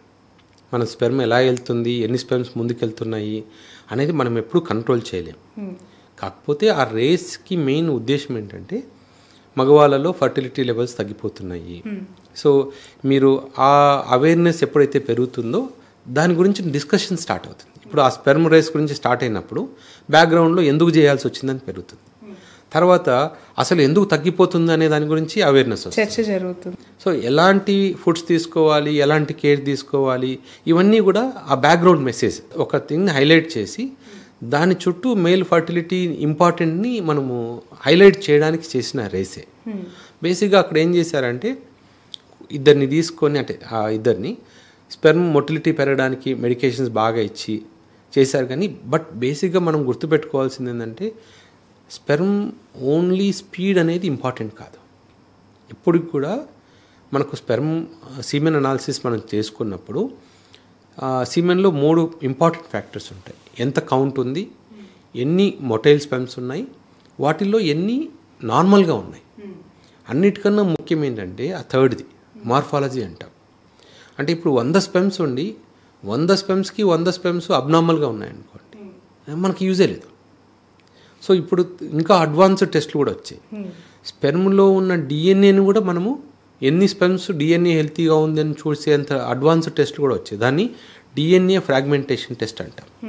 సో బేసిక్గా మనం ఇంపార్టెన్స్ ఇవ్వాల్సింది ఏంటంటే మొటిలిటీ కాదు. ఒకప్పుడు మనకు 10 years బ్యాక్ అన్ఎక్స్ప్లెయిన్ ఇన్ఫర్టిలిటీ అనేవారు. డాక్టర్స్కి ఏమీ అర్థం కాకపోతే అంటే మీ ప్రాబ్లం ఏంటో మాకు తెలియట్లేదు, సో దీనికి ఏమీ రీజన్ లేదు, సో మీరు ఐవీఎఫ్ చేయించుకోండి లేకపోతే న్యాచురల్గా ట్రై చేయండి అని చెప్పి వదిలేసేవారు. అప్పుడు ఏవైతే మనం అన్ఎక్స్ప్లెయిన్ అనుకునే వాళ్ళమో ఇప్పుడు ప్రతిదానికి మనకు ఒక ఆన్సర్ దొరికింది. మగవాళ్ళలో మెయిన్ ఆ దొరికిన ఆన్సర్ ఏంటంటే డిఎన్ఏ డ్యామేజ్. సో ఇక్కడ స్పెర్మ్ అనేది ఒక వెహికల్ మాత్రమే. మేల్ డిఎన్ఏని ఒక పార్ట్ చిన్న ముక్కని తీసుకెళ్ళి ఎగ్ దాకా తీసుకెళ్ళడమే ఈ స్పెర్మ్ యూజ్. కానీ మనం ఏం చూస్తున్నాము సీమెన్ అనాలిసిస్లో ఎన్ని స్పెర్మ్స్ ఉన్నాయి, ఎన్ని మూవ్ అవుతున్నాయి, ఎన్ని సూపర్ఫిషియల్గా నార్మల్గా ఉన్నాయి అనేది చూస్తున్నాం. కానీ వాటిల్లో ఎన్ని స్పెర్మ్స్కి ఫర్టిలైజింగ్ అబిలిటీ ఉంది అనేది మనం చూడట్లేదు. సో ఆ అబిలిటీని మనం కనుక్కోవాలంటే ఇప్పుడు డిఎన్ఏ ఫ్రాగ్మెంటేషన్ టెస్ట్ చేస్తే దాంట్లో అసలు ప్రాబ్లం ఏంటి, ఎన్ని స్పెర్మ్స్కి అసలు ఫర్టిలిటీ వచ్చే ఛాన్స్ ఉంది, అది మనం కనుక్కోవచ్చు. మన బిఫోర్ జనరేషన్స్ అంటే ఒక 20 సంవత్సరాల క్రితం లేదంటే 15 సంవత్సరాల క్రితం ఎలాంటి అడిషనల్ పిల్స్ అనేవి లేవు. పిల్లలు పుట్టుకకు కావచ్చు, లేదంటే గ్రోత్కి కావచ్చు, స్పర్మ్ ఇంక్రీజ్కి కావచ్చు. బట్ ఇప్పుడు పిల్లల కోసం అలాంటివి వాడాల్సిన సిచ్యువేషన్ తప్పనిసరి అయ్యింది.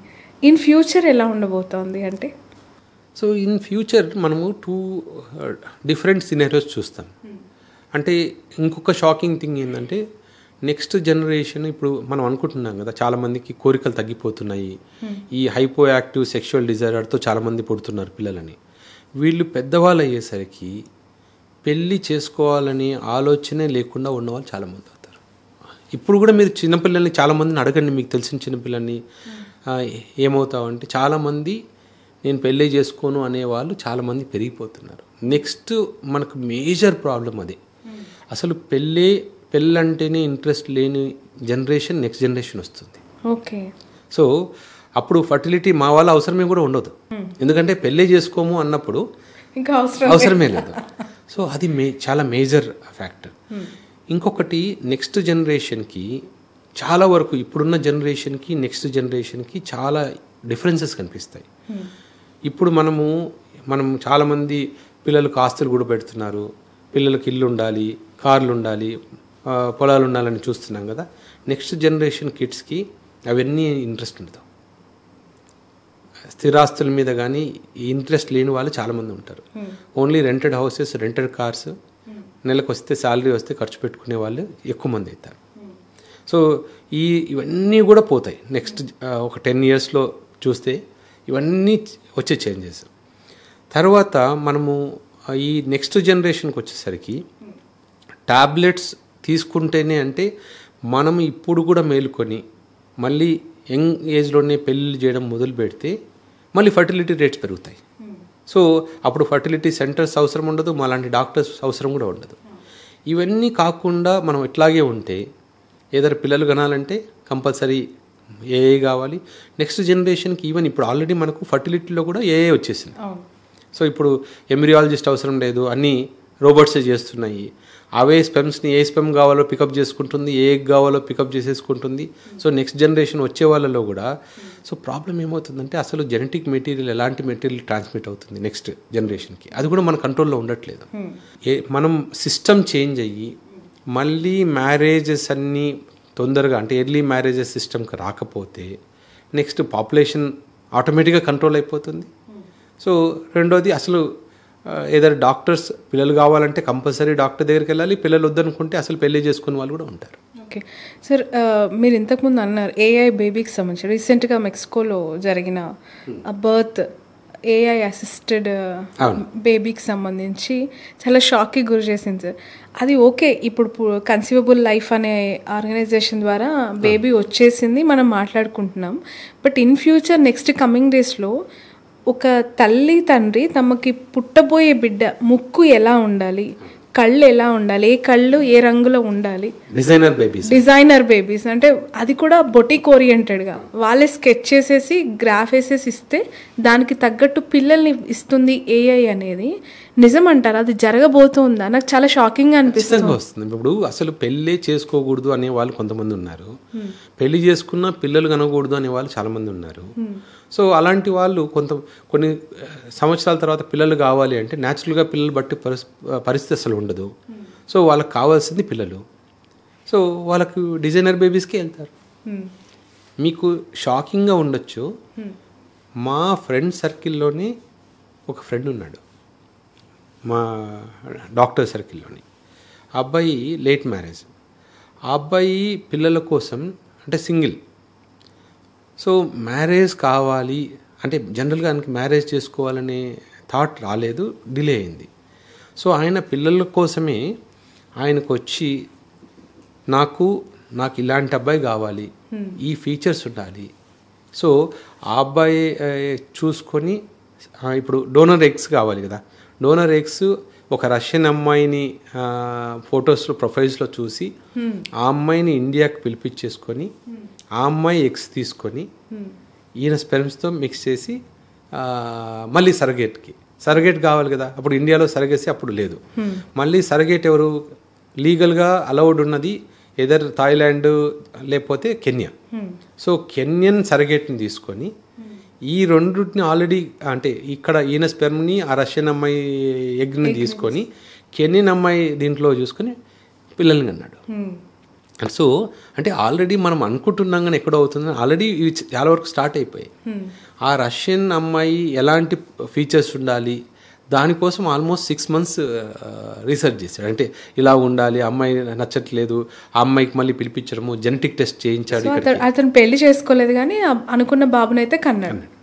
ఓ మై గాడ్. సో ఇప్పుడు ఏంటంటే అలాంటి సిచ్యువేషన్ వచ్చేసింది. సింగిల్ పేరెంట్స్ అనేది చాలా కామన్ అయిపోతుంది. మనకు కూడా ఇండియాలో కూడా నెక్స్ట్ ఫ్యూచర్లో అంటే బయట కంట్రీస్లో ఉంది, అంటే ఆయన యూఎస్లో ఉంటాడు కాబట్టి ఆయనకి సరిపోయింది, యూఎస్లో సెటిల్ అయ్యాడు కాబట్టి. ఇప్పుడు ఇక్కడికి వచ్చేసరికి అవన్నీ నెక్స్ట్ 10 yearsలో అవన్నీ కామన్ అయిపోతాయి. ఈ స్పర్మ్ రేసు ఇప్పుడు మీరు చెప్పిన ఇన్సిడెంట్, సరోగేట్ ద్వారా స్పర్మ్ అండ్ ఎగ్ బయట దేశం అమ్మాయితో తీసుకొని బేబీని కనడం, ఇలాంటివన్నీ ఇండియాలో సాధ్యమవుతాయి సార్ ఒక 10 years తర్వాత? ఎందుకనంటే ఇంకా అమెరికా లాంటి అత్యాధునిక దేశంతో అందుకోవడానికి మనం ఇంకొంచెం వెనకబడి ఉన్నాం అనిపిస్తుంది. ఇలాంటి విషయాల్లో యాక్సెప్టెన్సీ ఉంటుందా మన సొసైటీలో? అంటే అలా చేస్తే ఇండియాలో అంటే ఇప్పుడు మనకు అసలు గవర్నమెంట్ ఇంత స్ట్రిక్ట్గా ఉంది కాబట్టి మనం ఇప్పుడు ఇట్లా ఉంది. ఇప్పుడు మేల్ ఫీమేల్ రేషియో చూడండి ఎలా ఉంది. సో ఒక టైంలో ఎవరికి అమ్మాయి వద్దాం, ప్రతి ఒక్కరికి అబ్బాయిలే కావాలి.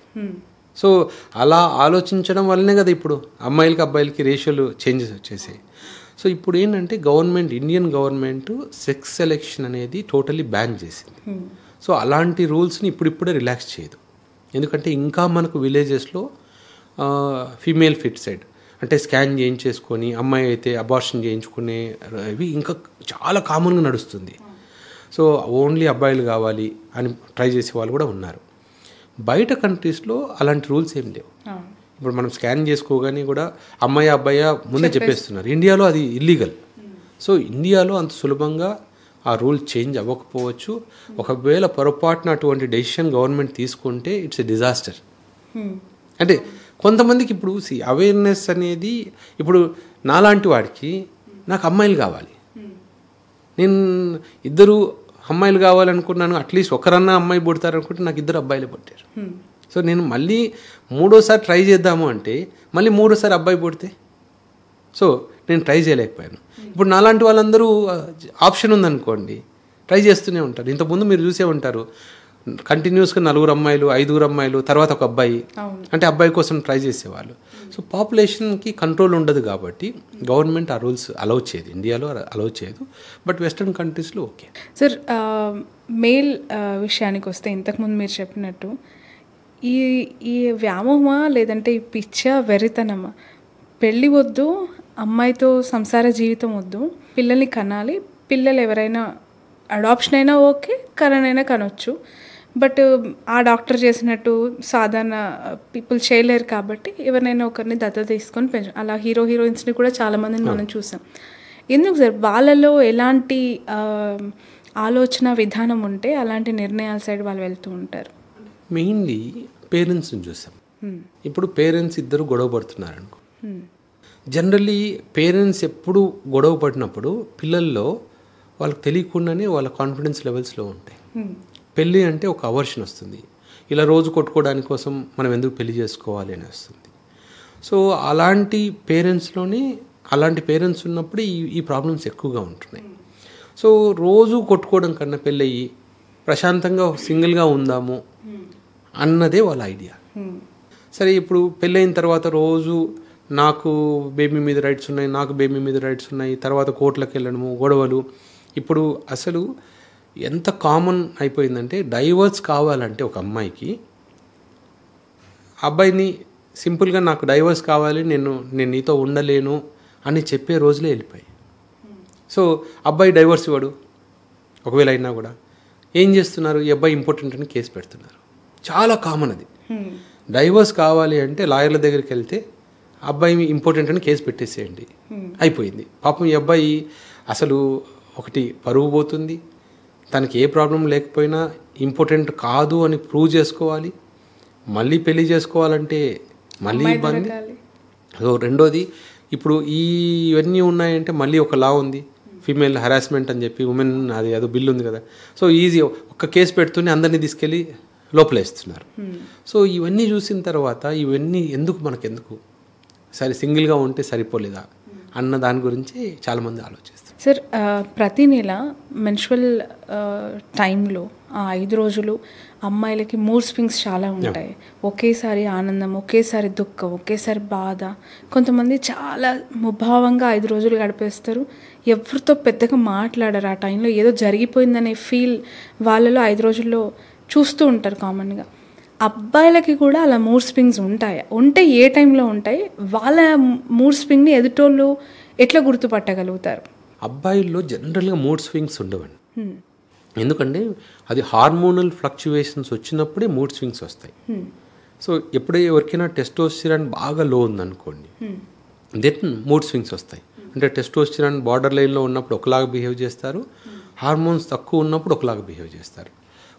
కొన్నిసార్లు ఇరిటబుల్గా ఉంటారు, కొన్నిసార్లు ఇవన్నీ ఆ హార్మోన్స్, ఫీమేల్స్లో కూడా హార్మోన్స్ సంబంధించింది, మేల్స్లో కూడా హార్మోన్స్ సంబంధించింది. సో అందుకని ఎప్పుడైనా సరే మేల్లో బాగా ఇరిటబుల్గా ఉన్నారనుకోండి, నువ్వు ఒకసారి హార్మోన్స్ చెక్ చేయించుకొని అంటారు కదా. ఎందుకు అంటే హార్మోనల్ ఇంబ్యాలెన్స్. అండ్ పెద్దవాళ్ళలో కూడా కొన్నిసార్లు మనం చాదస్తం అంటాం తెలుగులో. ఈయనకి నువ్వు ఏజ్ పెరిగిపోతుంది, నీకు చాదస్తం వచ్చిందంటాం కదా, అది మతిమర్పు వల్ల వచ్చిందని. మళ్ళీ వాళ్ళు లాక్ వేసామా లేదా చెక్ చేసుకోవడము, డోర్ వేసామా లేదా చెక్ చేసుకుంటారు కదా, అవన్నీ హార్మోనల్ టెస్టోస్టిరాన్ డెఫిషియన్సీ సిమ్టమ్స్. అవి hormonal effects porn sites, porn videos చూడటానికి ఏమైనా దోహదపడుతూ ఉన్నాయా? వాళ్ళు వాటికి అడిక్ట్ అవ్వటానికి మెయిన్ రీజన్ ఏంటి? అవి చూసి వాళ్ళ మెంటల్ ఎబిలిటీ ఒక్కొక్కసారి వాళ్ళు కూడా కంట్రోల్ కోల్పోవటం దేనికి దారితీస్తుంది? బేసిక్గా ఈ పోర్న్ అడిక్షన్ అనేది హార్మోన్స్తో సంబంధం లేదు. Addiction it's an addiction. ఒకసారి చూడడం అలవాటు అయితే జనరల్గా అది అడిక్షన్ లాగా అయిపోతుంది. కానీ మాకు ఉన్న ప్రాక్టికల్ ప్రాబ్లమ్స్ ఏంటంటే అలాంటి వాళ్ళని ట్రీట్ చేయడం చాలా కష్టంగా ఉంది. ఇప్పుడు మాకు వచ్చే ఈ మ్యారిటల్ డిస్ప్యూట్స్లో చాలాసార్లు మా దగ్గరికి వైఫ్ అండ్ హస్బెండ్ వచ్చి కూర్చుంటే కామన్ కంప్లైంట్ ఏంటంటే, అమ్మాయి ఏమో సార్ మా హస్బెండ్ నాతో కలవట్లేదు, ఏదో ప్రాబ్లం ఉంది అని అడుగుతుంది. ఈ అబ్బాయి చెప్పే కామన్ కంప్లైంట్ ఏంటంటే, మా వైఫ్ నాకు కోఆపరేట్ చేయట్లేదు సార్. సో ఆ కోఆపరేట్ చేయట్లేదు అనే వర్డే మాకు పెద్ద హింట్.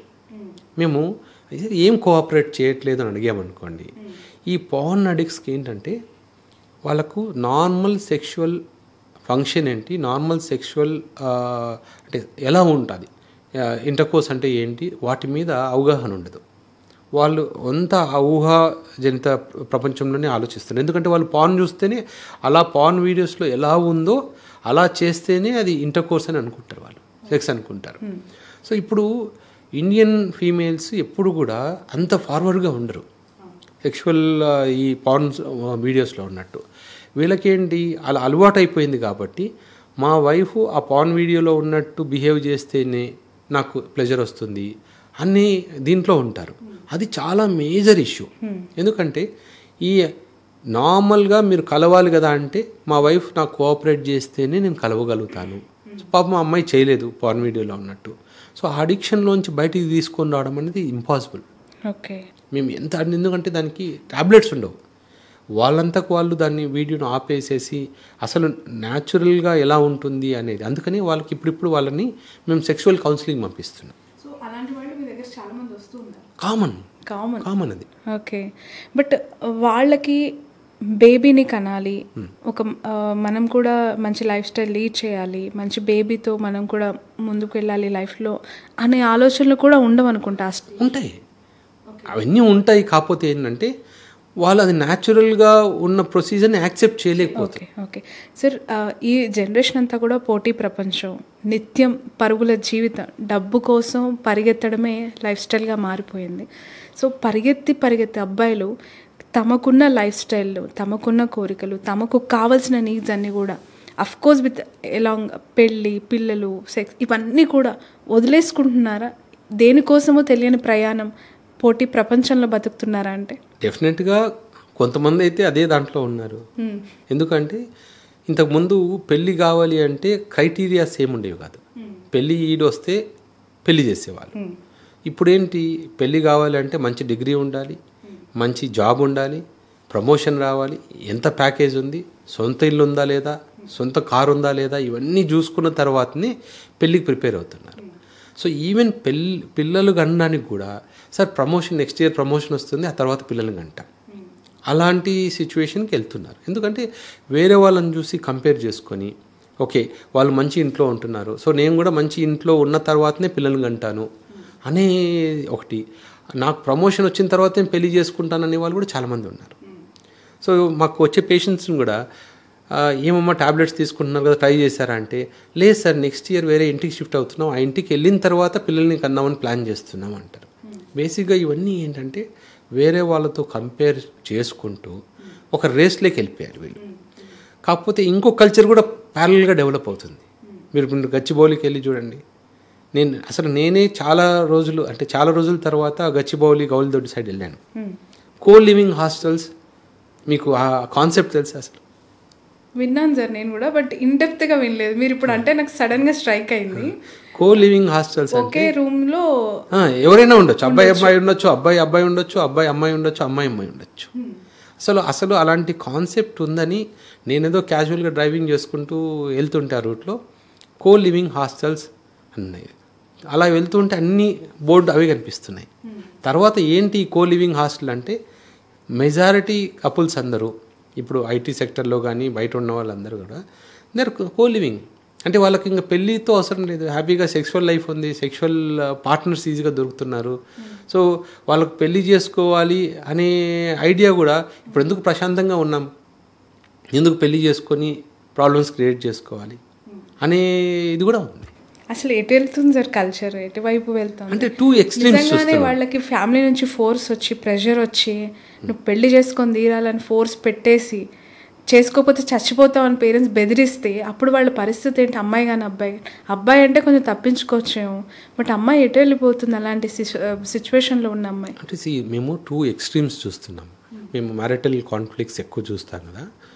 సో కొన్నిసార్లు ఏమవుతుంది అంటే, ఇట్లా ఫోర్స్ ఎప్పుడు కూడా పేరెంట్స్ ఎప్పుడైతే ఫోర్స్ చేస్తున్నారో ఖచ్చితంగా పెళ్లి చేసుకోవాలి అని, సో పెళ్ళి అవ్వగానే లేనిపోని ప్రాబ్లమ్స్ క్రియేట్ చేసి ఏదో ఒకటి బ్లేమ్ చేస్తారు.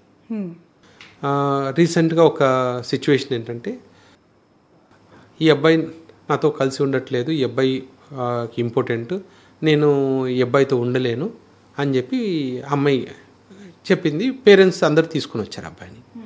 మేము టెస్ట్ చేసాం, మొత్తము ఏ ప్రాబ్లం లేదు. సో అబ్బాయి ఏమంటాడు, సార్ నన్ను కలవడానికి నాకు కోఆపరేట్ కూడా చేయదు.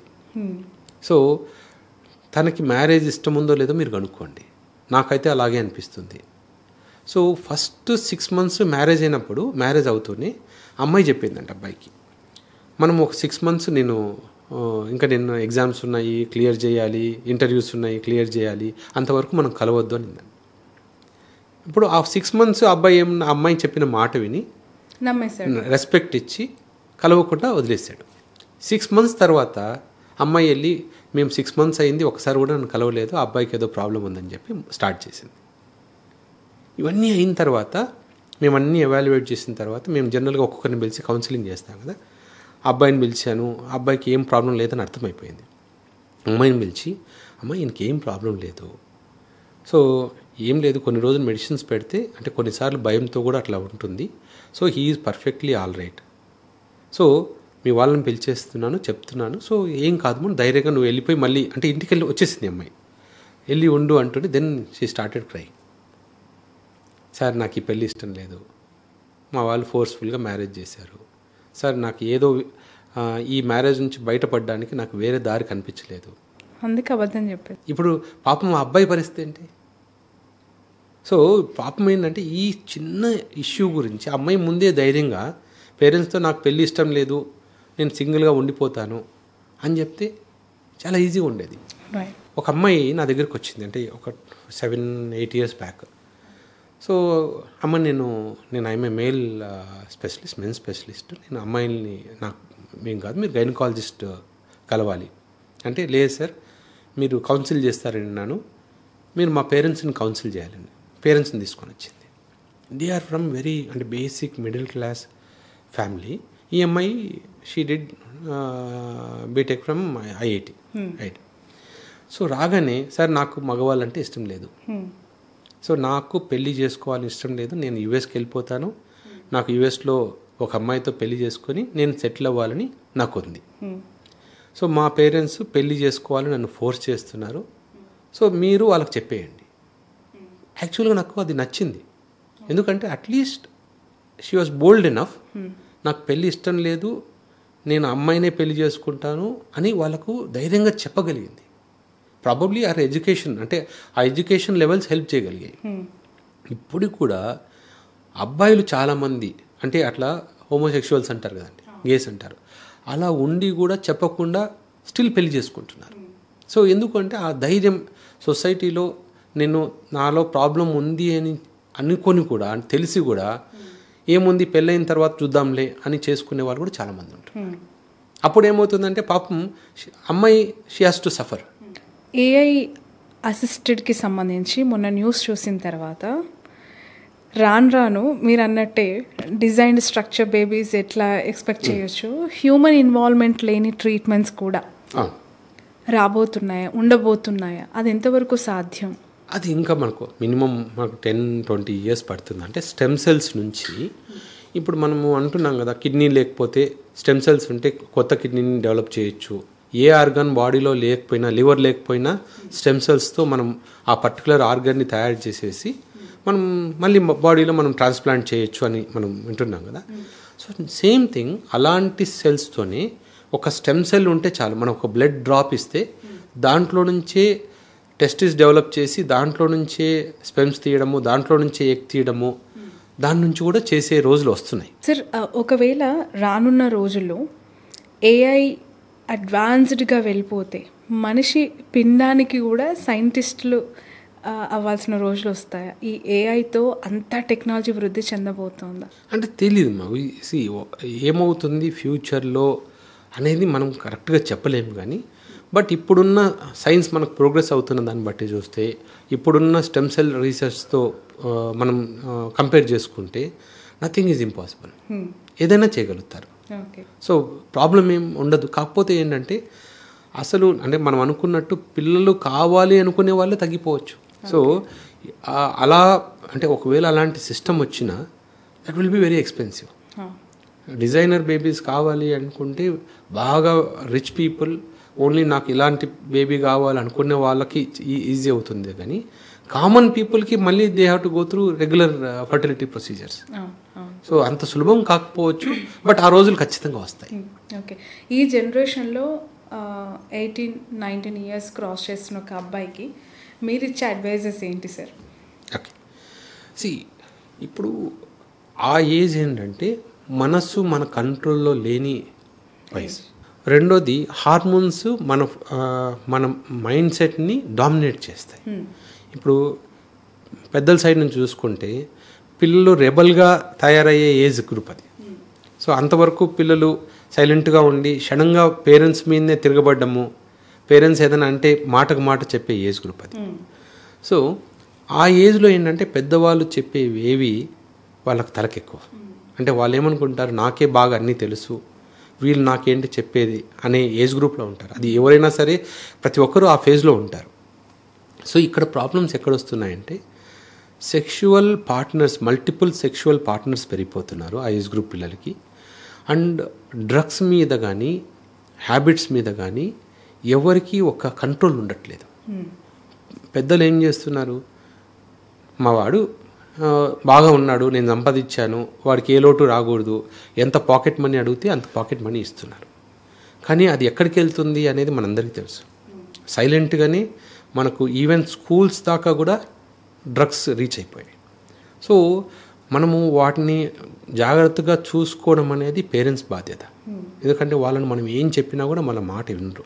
సో వాళ్ళు ఎక్కడికి వెళ్తున్నారు, ఏ టైంకి వస్తున్నారు, వాళ్ళ బిహేవియరల్ చేంజెస్ ఏమైనా ఉన్నాయా, సో వాళ్ళ బ్యాగ్స్ అప్పుడప్పుడు చెక్ చేయడం కానీ ఏమైనా దొరుకుతున్నాయా. ఎందుకంటే ఇనీషియల్ స్టేజెస్లో అయితే డీ అడిక్షన్ చాలా ఈజీ. సో ఒక స్టేజ్కి వెళ్ళిన తర్వాత మనం ఆ అడిక్షన్ కంట్రోల్ చేయలేం. రెండవది సెక్షువల్ పార్ట్నర్స్ పెరిగే కొద్దీ ఎస్టీఐస్ అంటే సెక్షువల్లీ ట్రాన్స్మిటెడ్ ఇన్ఫెక్షన్స్ చాలా పెరిగిపోతున్నాయి. సో చాలామంది ఎస్టీడీస్కి ఎస్టీఐస్కి డిఫరెన్స్ ఉంది. ఎస్టీడీ అంటే సెక్షువల్లీ ట్రాన్స్మిటెడ్ డిసీజెస్, మనకు ఎయిడ్స్ అన్నట్టు, హెచ్ఐవి అట్లాంటివి, మనకు గోనోరియా, సిఫిలిస్ అనేవి మనకు సెక్షువల్ ట్రాన్స్మిటెడ్ డిసీజెస్. కానీ సెక్షువల్లీ ట్రాన్స్మిటెడ్ ఇన్ఫెక్షన్స్ కూడా చాలా వందల కొద్ది బ్యాక్టీరియాలు, వైరస్లు కూడా ఉన్నాయి. అవి తెలియకుండానే చాలామంది ఆ తప్పులు చేసి హాస్పిటల్స్ చుట్టూ తిరుగుతున్నారు. ఎంత కామన్ అంటే మేము మార్నింగ్ హాస్పిటల్కి వెళ్ళేసరికి డైలీ ఒకరో ఇద్దరో అక్కడ ఆల్రెడీ కూర్చొని ఉంటారు. నేను హాస్పిటల్కి వెళ్ళేది 7:30-8కి వెళ్తాను. 7:30-8కే కూర్చొని ఒక ఫైల్ పట్టుకొని భయంగా చూస్తూ ఉంటారు కదండి. వాళ్ళని చూస్తూనే మేము చెప్పేస్తాం. సో ఏమవుతుంది అంటే చాలామంది అబ్బాయిలకి సెక్షువల్ టైంలో అంటే సెక్షువల్ ఇంటర్కోర్స్ చేసే టైంలో ప్రొటెక్షన్ ఎలా తీసుకోవాలనే అవేర్నెస్ కూడా ఉండట్లేదు. సో చాలామంది ఏమనుకుంటారంటే నేను కాండోమ్ వాడుతున్నాను కదా, నాకు ఏ ప్రాబ్లమ్స్ రావని అనుకుంటున్నారు. బట్ చాలామంది చేసే గ్రాస్ మిస్టేక్ ఏంటంటే ఓరల్ సెక్స్ టైంలో ఎటువంటి ప్రొటెక్షన్ వాడట్లేదు. మేము చూసే ప్రతి ఎస్టీఐలో అంటే మాకు వచ్చే పేషెంట్స్లో మిస్టేక్ ఎక్కడ జరుగుతుందంటే ఇది. సో సార్ నేను కాండోమ్ వాడాను, నాకు ప్రాబ్లం వచ్చింది. ఎందుకు వచ్చింది అంటే ఓరల్ సెక్స్ టైంలో వాళ్ళు కాండోమ్ వాడట్లేదు. సో చాలామందికి మౌత్లో కూడా ఆపోజిట్ పార్ట్నర్కి హెచ్ఎస్వీలు అంటే హెర్పెస్ సింప్లెక్స్ వైరస్ అంటాం. అది చాలా కామన్గా మౌత్లోనే ఉంటుంది, సలైవాలో ఉంటుంది. అది ఓరల్ సెక్స్ ద్వారా ట్రాన్స్మిట్ అవుతుంది. సో అది వచ్చిన తర్వాత భయపడుతూ హాస్పిటల్ చుట్టూ తిరుగుతున్నారు. చాలామంది పెళ్ళి అంటే భయపడడానికి రీజన్ ఇది కూడా ఒకటి. ఇప్పుడు నాకు ఆల్రెడీ ఇన్ఫెక్షన్ వచ్చింది, నేను పెళ్లి చేసుకుంటే మళ్ళీ మా వైఫ్కి వస్తుందేమో, పిల్లలకి వస్తుందేమో అని భయపడి పెళ్లి చేసుకునే వాళ్ళు కూడా చాలామంది ఉంటున్నారు. సో టీనేజర్స్కి మనము అంటే ఆ సెక్షువల్ వాళ్ళకి మనము ఏం చెప్పినా కూడా జనరల్గా వాళ్ళకు తప్పు జరిగిన తర్వాతనే మన దగ్గరికి వస్తారు. ఇలాంటి వీడియోస్ చూసేది కూడా వాళ్ళు ఆల్రెడీ ప్రాబ్లం ఒకసారి వచ్చిన తర్వాతనే ఇలాంటి వీడియోస్ చూస్తారు, కానీ జనరల్గా చూడరు. సో మనం రైట్ ఫ్రమ్ స్కూల్ డేస్ ఈ అవేర్నెస్ పెంచాలి. స్కూల్లో దీనికంటూ కొన్ని స్పెసిఫిక్ చాప్టర్స్, ప్రొటెక్షన్ ఎలా తీసుకోవాలి అటు అబ్బాయిలు కానీ అమ్మాయిలు ఇద్దరు సైడ్ నుంచి అది చెప్పకపోతే నెక్స్ట్ జనరేషన్లో వచ్చే ఎస్టీఏలు అంటే వాటి వల్ల లైఫ్ థ్రెటనింగ్ ఇష్యూస్ ఉండవు, బట్ ఫర్టిలిటీ ఇష్యూస్ ఉంటాయి, యూరినరీ ఇష్యూస్ ఉంటాయి, ప్రాస్టటైటిస్ వస్తుంది. ఇవన్నీ లైఫ్ లాంగ్ ఇష్యూస్ లాగా మారిపోతాయి. వాళ్ళ క్వాలిటీ ఆఫ్ లైఫ్ అనేది చేంజ్ అయిపోతుంది. Final to conclude this interview sir, నేను ఎక్కడో ఒక ఆర్టికల్ న్యూస్ నేను విన్నాను. చాలామంది అబ్బాయిలు ఒక కైండ్ ఆఫ్ హాలోజినేషన్లో ట్రావెల్ అవుతూ అమ్మాయిలను అట్రాక్ట్ చేయడానికి ప్రైవేట్ పార్ట్స్ దగ్గర ప్లాస్టిక్ సర్జరీస్ కావచ్చు, బ్యూటిఫికేషన్ పేరుతో డెవలప్ చేసుకోవడము, కొన్ని లక్షల్లో ట్రీట్మెంట్స్ చేసుకోవడం జరుగుతుంది అని. అమ్మాయిల కంటే కొంత ముందు నుంచి అందం పట్ల వాళ్ళకు ఒక వ్యామోహం, పెళ్లి చేసుకోవాలంటే నా భర్తకు నచ్చాలి అనే కొన్ని ఇన్సిడెంట్, వాళ్ళు పార్లర్స్కి వెళ్ళటం, హెయిర్, ఈ ట్రీట్మెంట్స్ అనేవి చూస్తారు. బట్ అబ్బాయిలు కూడా అలా మారిపోతున్నారు అనేది ఎలా చూడాలంటారు? అంటే కొన్ని సొసైటీస్లో అది కామన్ అయిపోయింది. అంటే సెక్షువల్ మల్టిపుల్ పార్ట్నర్స్ ఉన్నప్పుడు ఒక పార్ట్నర్ ఏంటి నీ పెనిస్ ఏదో ప్రాబ్లంగా ఉంది ఇలా కనిపిస్తుంది అని అంటే వీళ్ళు తీసుకోలేని ఏజ్, టీనేజర్ కదా. సో ఆ టైంలో వాళ్ళు ఏంటంటే ఏదైనా చేయాలి, నేను హెల్తీగా కనిపించాలి, లేదా అండ్ ఈ పెనిస్ మీరు అన్నట్టు ఓన్లీ హెల్తీగా కనిపించడమే కాదు, they have so many worries about size. Penis size ఇంత ఉండాలి, సైజ్ ఇంత ఉంటేనే నేను సాటిస్ఫై చేయగలుగుతాను. అలా వచ్చే పేషెంట్స్ కూడా చాలామంది ఉంటారు. అంటే అసలు ప్రాబ్లం లేకుండానే డాక్టర్స్ దగ్గరికి వెళ్ళి లెంతనింగ్ సర్జరీస్ చేయించేసుకొని దానివల్ల వచ్చే సైడ్ ఎఫెక్ట్స్తో వచ్చే వాళ్ళని మేము చాలామంది చూస్తాం. అసలు నువ్వు ఎందుకు చేయించుకున్నావు అంటే సైజ్ పెంచితే బాగుంటుందని చేయించుకున్నాను సార్. అండ్ ప్రాబ్లం ఏంటంటే పాపం ఆ ఏజ్ గ్రూప్లో ఇలాంటి సర్జరీస్కి జనరల్గా 1.5 lakh ఖర్చు అవుతుంది, ఇంకా ఎక్కువ కూడా అవుతుంది. వీళ్ళు పేరెంట్స్ దగ్గర నుంచి ఎలా తీసుకుంటున్నారో మనీ కూడా తెలియట్లేదు. పేరెంట్స్కు తెలియకుండా ఏదో విషయం ఉందని చెప్పి ఏదో ప్రాబ్లం ఉందనో తీసుకొని మనీ తీసుకొని వెళ్ళి ఇటువంటి సర్జరీస్ చేయించుకుంటున్నారు తెలియకుండా. సో అది రియల్గా అవసరం ఉందా లేదా కూడా చాలామంది ఆలోచించట్లేదు. ఇక్కడ నుంచి కొంతమంది ఢిల్లీకి వెళ్ళి ఢిల్లీలో ట్రీట్మెంట్ తీసుకొని ఎవరికి తెలియకుండా మళ్ళీ వచ్చే వాళ్ళు కూడా చాలామంది ఉంటారు. దానివల్ల అనర్థాలు వాళ్ళకి అప్పటికి తెలియట్లేదు. ఎప్పుడవుతుంది వచ్చిన తర్వాత, ప్రాబ్లం వచ్చిన తర్వాత మళ్ళీ డాక్టర్ చుట్టూ తిరిగినప్పుడు అప్పుడు సార్ అనవసరంగా చేయించుకున్నాను, మిస్గైడ్ చేశారు. సో మిస్గైడ్ చేశారు అంటే ఎందుకు చేశారు, ఎవరు చేశారు అంటే ఫ్రెండ్సే. సో అది మనం ఆలోచించుకోవాలి. ఇట్లాంటి సర్జరీస్ చేయించుకునే ముందు అసలు అవసరమా కాదా అనేది మనం అవసరం వాళ్ళని ఆలోచించుకొని ఇలాంటి సర్జరీస్కి వెళ్ళాలి. Right. Thank you so much sir for your valuable time. చాలా లెందీ ఇంటర్వ్యూ ఇది. చాలా డౌట్స్ అంటే చాలామంది ఆడియన్స్లో కామన్గా ఉండే క్వశ్చన్సే. బట్ అఫ్కోర్స్ ఈరోజు మిమ్మల్ని ఇలా, ఎందుకనంటే మహిళలకి సంబంధించి ఇన్ఫర్టిలిటీ హాస్పిటల్స్లో రోజు జరిగే ట్రీట్మెంట్స్ చాలామందికి అవి అవగాహనకు వచ్చేసాయి. కానీ మేల్స్లో కూడా ఫర్టిలిటీ ఇష్యూస్ ఉన్నాయా, వాటిని ఎక్స్పోజ్ చేయలేక చాలామంది ఇబ్బంది పడుతూ పిల్లల్ని కనడానికి కూడా వెనక్కెళ్తున్నారు అనే విషయాలు చాలా చాలా ప్యానిక్కి గురి చేస్తున్నాయి సొసైటీలో. సో ఇవన్నీ మీ హాస్పిటల్లో జరిగే రియల్ ఎక్స్పీరియన్సెస్ అన్నీ మాతో షేర్ చేసుకున్నందుకు థ్యాంక్స్ ఎ లాట్ సార్. ఆండ్రాలజిస్ట్గా ఎంతోమంది పేషెంట్స్కి మీ ట్రీట్మెంట్స్ ఇచ్చారు.